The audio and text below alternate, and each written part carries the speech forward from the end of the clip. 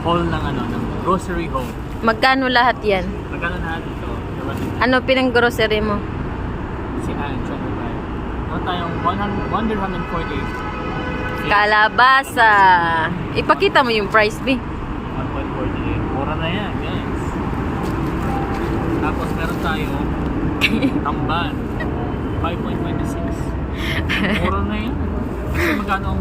Dahil wala kaming pera trabaho. Magkano ang... Wala pa kaming bahay. ano show ko to? Ito, magkano ang ligo yung sa Pinas? O ito, mas marami pa sa ligo to. I-break na lang natin. Guys, meron tayo ditong logo. Wonderam. Meron ditong sili. 15 pills lang, 15 pills. Meron ditong ano, eggplant, talong. Ano eh, talong. Oh, talong. Ang palaya. 1.43 pills. Tatlong piraso na yan. Tapos meron long beans, sitaw, 1.36.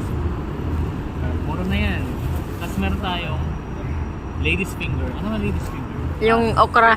Okra. 1 dirham lang oh. Guys, 1 dirham. Tapos meron tayong bitter gourd. Ano yung bitter gourd? Yan, yung ampalaya. Ampalaya. Di ba ito lang eh? Eggplant pala. Anong talong? Oo, eggplant. Yung ampalaya, 4.95. Let's say 5 dirham. Let's say 5. 6. Let's say 7 dirhams na. 7 dirhams na.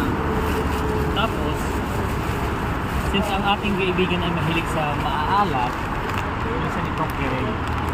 Nakain na yung Kirey ay piatos. parang ako rin yung kirey. Mapirey. Ito yung resibo. Ito yung resibo. Ano pa yung pinamili mo? Ito pa. Ano ba to? Huwag yan. Akin na. Dalampang.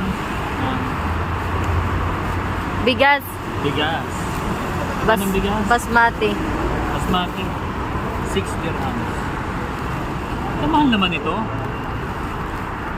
Kasi ang ano is... Mahal ba yan? Ako namumurahan na. Ang Ayun siya, guys.